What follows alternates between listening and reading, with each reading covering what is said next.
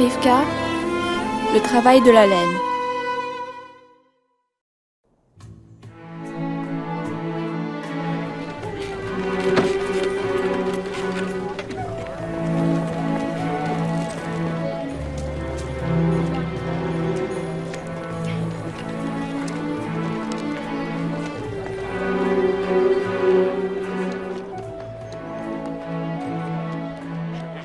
Plus que ce que les romans demandaient à quiconque n'ayant pas les moyens. Et je n'apprécie pas que tu parles ainsi. Aaron, mon cher mari. Parfois, quand tu as bu, ton jugement a une forte tendance Quand j'ai bu, mon jugement. Parce que je bois du vin à table, quel mal y a-t-il à cela? Cette femme est une menteuse, Rivka. Tu ne devrais pas l'écouter.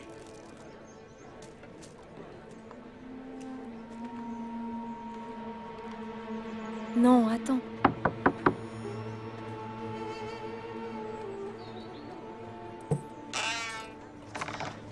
Oh, Mariam, Dahlia, entrez, entrez, entrez. Asseyez-vous. Dis-moi, comment va ta mère? Rivka, je me suis emporté et je voulais... Qu'est-ce que vous faites ici? Je ne peux pas croire que Moussa envoie sa fille pour s'acquitter de ses impôts. Cet homme est un vrai lâche.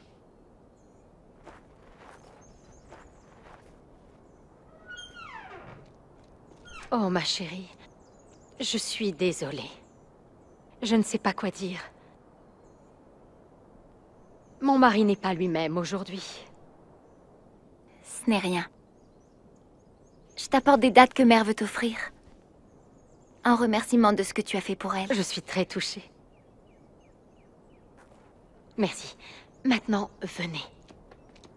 J'aimerais aller voir ta mère et ta sœur, et j'ai besoin d'air frais.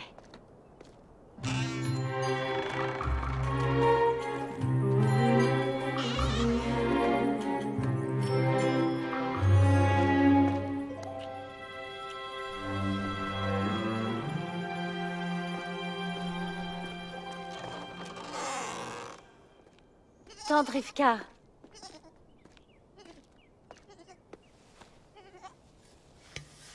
Bienvenue. Comment vas-tu? Bien.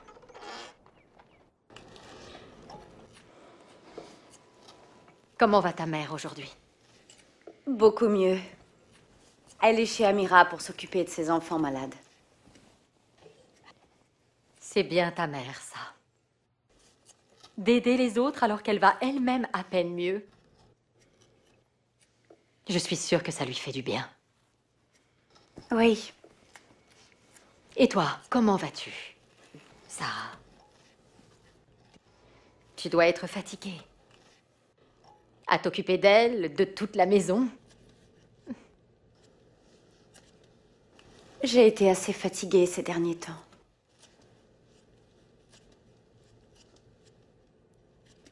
Je suis enceinte. Encore. Oh! Et tu es inquiète. Tu as peur de faire une autre fausse couche? Ayoub et moi pensons quitter la Judée. Nous voudrions aller à Antioche où ses parents habitent. Bien. Mais comment voyager si je suis enceinte? Et pourtant, je trouve qu'attendre serait tellement... inutile. Mais pourquoi? Parce que je perdrais certainement ce bébé.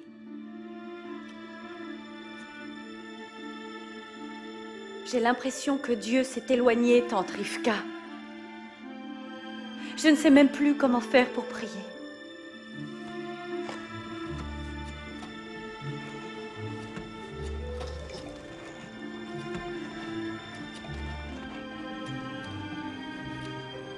Il fut un temps où les disciples de Jésus se croyaient abandonnés par Dieu. Vraiment? Oui. Ils se trouvaient dans une barque, traversant avec Jésus la mer de Galilée. Jésus s'endormit dans le bateau et une grande tempête s'éleva sur le lac. Les disciples eurent vraiment peur pour leur vie. Tout comme tu as peur pour la vie de ton futur bébé. Et la peur des disciples était tout à fait compréhensible. Le bateau se remplissait d'eau, risquant de couler. Alors, ils le réveillèrent et ils lui dirent « Seigneur, ne prends-tu pas soin de nous ?» Il se leva. Il réprimanda le vent et les vagues. Il répondit à leurs cris, à leurs besoins. Et puis, il les désapprouva. Il s'adressa à ses amis. « Où est votre foi ?» Était-ce mal que les disciples viennent réveiller Jésus et qu'ils crient à lui dans leur détresse? Je ne crois pas. Non. Le problème, c'est qu'ils ont demandé s'il s'occupait d'eux et qu'ils doutaient qu'il ait le pouvoir de les aider. Pourtant, il prenait soin d'eux et avait le pouvoir de les aider. Comme il le fait pour toi et moi.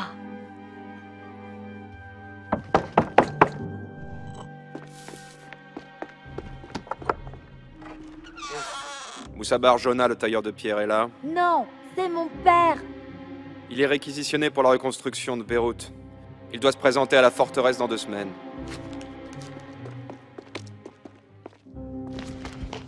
Père doit aller à Beyrouth. Les soldats l'ont dit.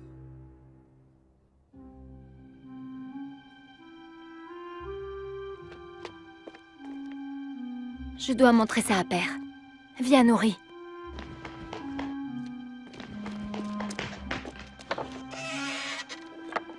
Et maintenant ça? Je suis désolée.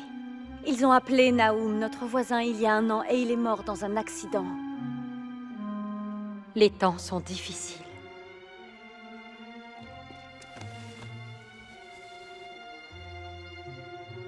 Ça fait vraiment trop, Rivka. Où est Dieu à présent?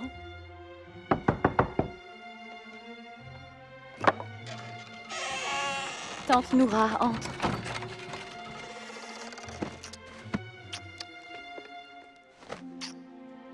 Je passais par là, j'ai vu les soldats à votre porte. Que voulaient-ils? Apporter une convocation. Père doit aller à Beyrouth. Beyrouth? Oh, que d'ennui, mais que d'ennui. Et mon pauvre Yusha n'est plus là pour aider. Désolée, Noura. Il m'a quitté l'an dernier. Maintenant, il est avec ses ancêtres. Grâce aux Romains. Tu as bien tenu le coup, Noura.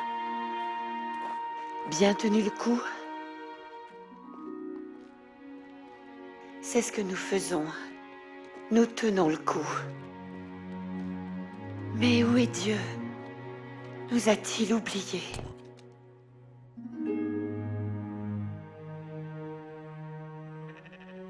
Viens, c'est par là, Nourri. Allez. Dans de tels moments, il est tentant de penser que Dieu ne s'occupe pas de nous. Mais Dieu a le regard sur nous. Surtout dans ces moments difficiles. Dieu nous aime et veut que nous goûtions à son amour. Il voulait que nous fassions partie de sa famille. Rappelez-vous le jardin tout au commencement. Dieu créa l'homme à son image. Dieu marcha avec l'homme et la femme dans le jardin, dans la fraîcheur du soir.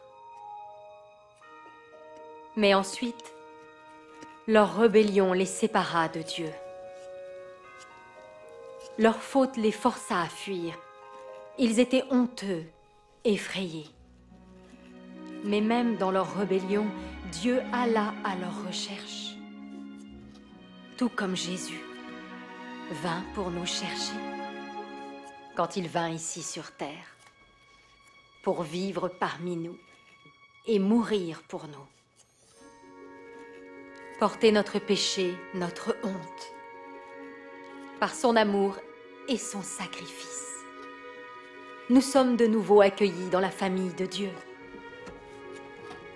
Quand nous confessons nos péchés et acceptons son sacrifice pour nous, nous avons à nouveau accès à notre Père Saint.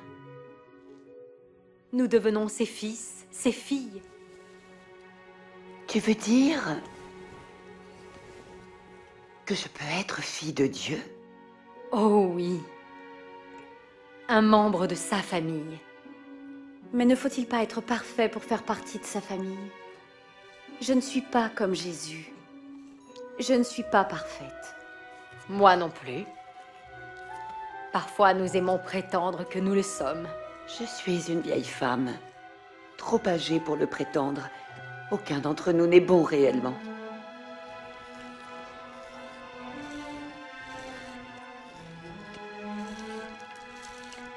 Comme cette laine? Sarah, que vois-tu? Une laine sale, avec des cailloux et des petits bouts de bois. Très sale. La mienne l'est davantage. Mes moutons se salissent plus, juste pour m'embêter. Ils savent que je suis une vieille femme qui n'a plus de mari. Je suis sûre que ce n'est pas vrai, Noah. Mais Sarah, que deviendra cette laine? Qu'as-tu prévu d'en faire? Je pensais en faire un tapis pour Ayoub et moi pour notre nouvelle maison à Antioche. Est-ce qu'il sera beau? Oh oui, j'ai de la teinture de noisettes et d'insectes. Donc, tu vois, cette laine telle qu'elle est maintenant, sale. Mais dans ton esprit, tu peux aussi la voir telle qu'elle sera une fois lavée, cardée et brossée et transformée en tapis. Oui, c'est pareil avec Dieu. Il te voit telle que tu es maintenant, mais il te voit aussi telle que tu seras quand il aura achevé son œuvre dans ta vie. donc, Dieu sait que je suis salie et embrouillée comme cette laine, mais il me voit telle que je serai quand j'irai au ciel. Oui. Dieu a commencé cette œuvre magnifique en toi quand tu t'es engagé à suivre Jésus. Et il va terminer ce processus avec toi parce que tu fais partie de sa famille maintenant. Parfois, la vie c'est comme garder cette laine. On est tiré, et on devient si fragile. Parfois nous sommes presque brisés. Oui, Noah. Et nous souffrons. Oui, comme la laine qui doit bouillir dans la teinture. C'est un long travail, n'est-ce pas? Notre bienheureux frère, l'apôtre Paul, qui est en prison en ce moment à Rome, a écrit dans l'une de ses lettres que nous sommes l'ouvrage de Dieu dans le monde, créé en notre Messie Jésus, pour faire les bonnes œuvres que Dieu a prévues d'avance que nous fassions. L'ouvrage de Dieu? Eh oui. Regarde ce tapis. Qui l'a fait? C'est moi. Est-ce que ça t'a demandé beaucoup de temps? Oui, vraiment beaucoup. As-tu eu du plaisir à le faire? En grande partie. Et surtout maintenant en le regardant. Mais tout ce qui est beau prend du temps pour devenir parfait. Le processus est long. Et notre voyage sur Terre est long. Lent. La vie est longue au milieu, mais elle est courte à la fin. Un nuage de fumée, un instant, et la vie s'arrête. Mon pauvre Yusha. Oh, Noah. Si tu mets ta foi en Jésus et entres par lui dans la famille de Dieu, tu pourras parler à Dieu, ton Père, et lui apporter tes soucis, tes joies. Notre apôtre Pierre dit que nous devrions lui remettre nos fardeaux, les déposer sur ses épaules, parce qu'il veut les porter pour nous. Mais comment faire cela? En s'adressant à lui? Oui, tu peux tout lui dire, tu sais.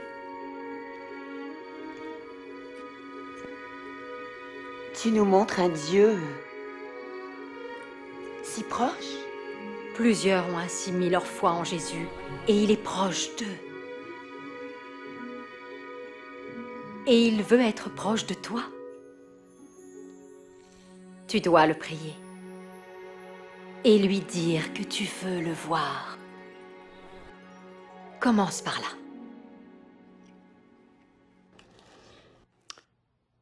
Je pense que je vais réfléchir à ce que tu viens de me dire. Mais maintenant, je dois retourner auprès de mes moutons sales. Je prierai comme tu dis.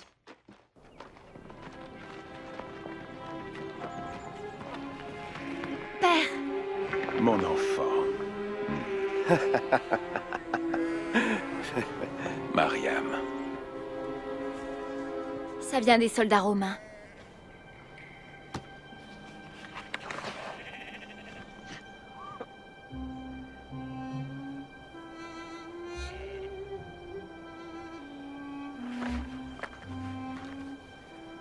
Je dois partir pour Beyrouth dans quelques jours. Beyrouth? Ils ont besoin de moi pour reconstruire la ville. C'est Agrippa. Il se dit notre roi, mais ce n'est qu'une marionnette romaine.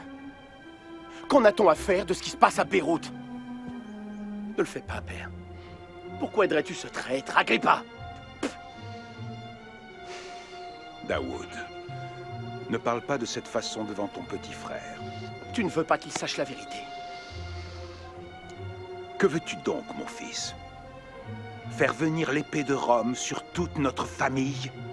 Ferme ta bouche. Pense à Nourri. Pense à tes 2 sœurs. Et pense à ta mère. N'y va pas, père. Même Mariam le sait. Même Nourri le sait.